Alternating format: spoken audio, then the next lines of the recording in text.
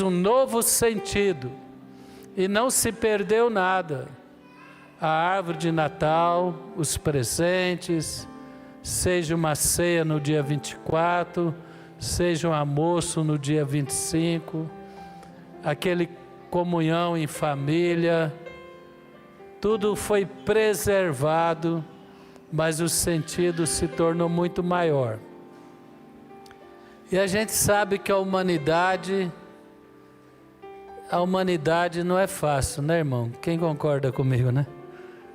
Hoje a gente tem tanta informação e é tanta coisa difícil de acreditar que acontece, que eu fico entendendo a grandeza do amor de Deus. Que Jesus saiu lá do conforto, do céu, Ele se despojou da sua glória, e Ele veio numa geração também muito difícil.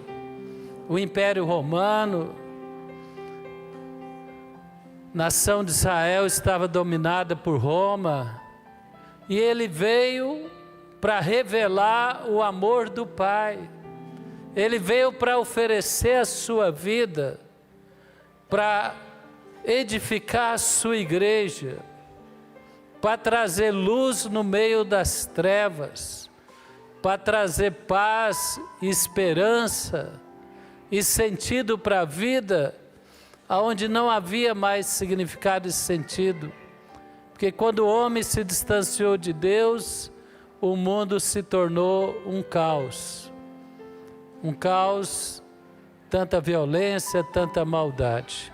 Então eu queria abrir a mensagem hoje, lá no Evangelho de João, capítulo 3, versículo 16, que representa o que levou Jesus, em concordância com o Pai, o Espírito Santo, a deixar todo o conforto, toda a glória, e vir habitar entre nós, para se tornar o nosso Salvador, para edificar a sua igreja, para nos dar paz, para nos dar salvação, para perdoar os nossos pecados, para trazer sentido para a nossa vida, que vai além desta vida passageira, mas é um sentido para a eternidade. Evangelho do apóstolo João, capítulo 3, verso 16 diz: porque Deus amou o mundo de tal maneira, que deu o seu Filho unigênito, para que todo o que nele crê, não pereça, mas tenha a vida eterna. Então nós vimos aqui a representação de José, Maria, com Jesus nos braços. Deus, Ele não nos abandonou nas trevas, Ele não nos abandonou na rebelião, mas Ele veio nos resgatar, veio nos libertar, veio nos perdoar, veio nos dar uma nova vida, uma nova oportunidade. Agora, com o apoio da igreja, com a presença do Espírito, com a instrução da palavra, para que nós pudéssemos vencer todo o mal, ter uma vida digna, ter a alegria de ver a nossa família servindo a Deus, ter uma mensagem para passar para os nossos filhos, de esperança, de fé, de vida eterna, de propósito e significado para a nossa vida, apesar de haver ainda tanta maldade no mundo. Eu li recentemente um artigo que muitos casais estão fazendo a opção de não ter filhos. Quem leu esse artigo? Deixa eu ver, né? E eu li que no Brasil, Brasília, 1/4 dos casais prefere não ter filho. Eu já conversei com alguns casais, não censuro, não condeno, e perguntei por que eles não queriam ter filho. E geralmente era uma decepção com o mundo, com a sociedade, com a humanidade. Eles achavam que não valia a pena ter filho. Mas Deus, Ele resgata o nosso sentido de viver. E resgata a nossa esperança para a próxima geração. Quem crê que seus filhos serão poderosos, abençoados, não vão ser tomados pelo vício, pela maldade, pela desesperança, mas vão ter um propósito maior na vida deles. Quem crê isso? Levanta as duas mãos e fala: obrigado, Senhor, porque em Jesus Cristo a nossa vida, a nossa família, ela tem um propósito, não só para nós, mas para a próxima geração. E na sua igreja, através da palavra do Espírito Santo, nós nos fortalecemos para viver de maneira digna e realizar o seu propósito. Quantos podem aplaudir o Senhor? E como isso aconteceu, volta no Evangelho de João, capítulo 1, versículo 1, que essa turma maravilhosa aqui na frente já nos ensinou muito de tudo aquilo que eu estou falando. No princípio era o Verbo, e o Verbo estava com Deus, e o Verbo era Deus, o Pai, o Filho e o Espírito Santo. Ele estava no princípio com Deus. Todas as coisas foram feitas por intermédio dele, e sem ele nada do que foi feito se fez. Meu irmão, Deus não criou o homem e a mulher para ser destruído pelos poderes malignos, para ser saqueado, roubado pelo diabo, e muito menos para ir para o inferno. Mas Deus criou o homem para revelar o seu amor, a sua glória, a sua bondade e o seu poder.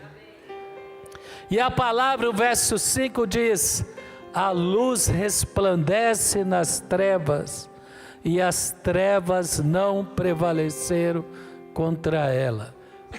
As crianças têm aí uma pequena lamparina, não tem? Guardou, tem problema. Essa pequena lamparina é a luz. E a hora que eu subi aqui no altar, eu vi alguns com ela. Jesus é a luz que se revelou há 2000 anos atrás, e Ele prevalece contra toda a maldade, contra todo o poder maligno na vida daquele que entrega o seu coração para Ele. E através de você e da luz dele brilhando em você, Ele vai abençoar toda a sua família. E através da sua família na igreja, Ele vai abençoar toda a sociedade.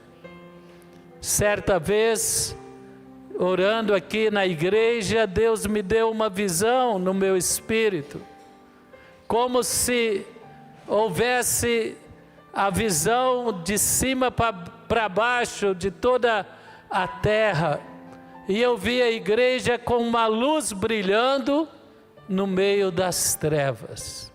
E é isso que espiritualmente representa.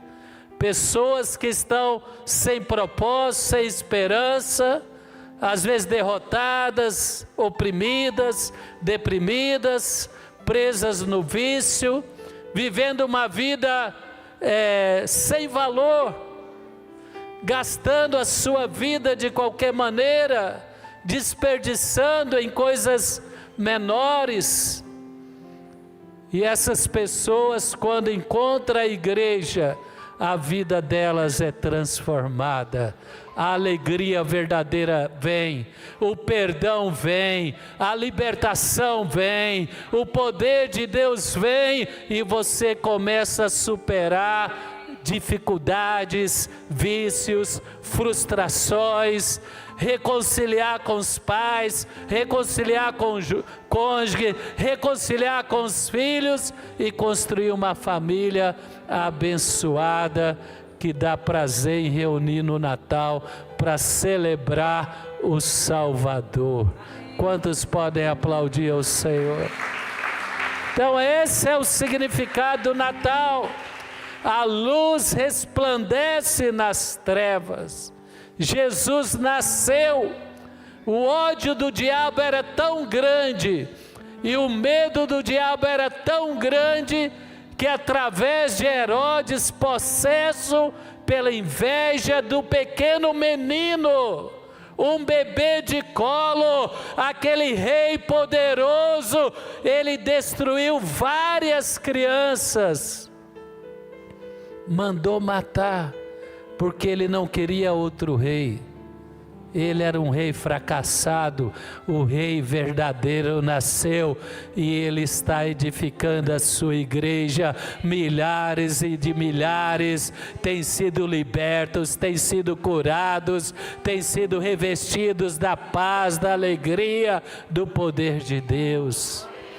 Pode aplaudir o Senhor. No verso 12 ele diz, Evangelho de João capítulo 1, verso 12, já estou terminando. Mas a todos quanto receberam, em 1978 me perguntaram, você quer entregar a sua vida para Jesus? 1978, tinha 16, 17 anos. Falei, como é que é esse negócio? Você ora comigo. É fácil assim? Eu falei, ele falou, é fácil. E eu orei, mas eu não tinha dimensão do que estava acontecendo ali. Mas eu orei, e nos primeiros passos da vida, Deus pôs um irmão para me ajudar a caminhar, até que eu conheci a igreja e aprendi a caminhar junto com a igreja. Que transformação! Transformação que chegou ao ponto do meu irmão falar para mim, meu irmão mais velho, agora 2, 3 anos, o Paulo tem 2 versões, uma antes da igreja e outra depois da igreja. Eu falei, depois da igreja é muito melhor do que antes da igreja.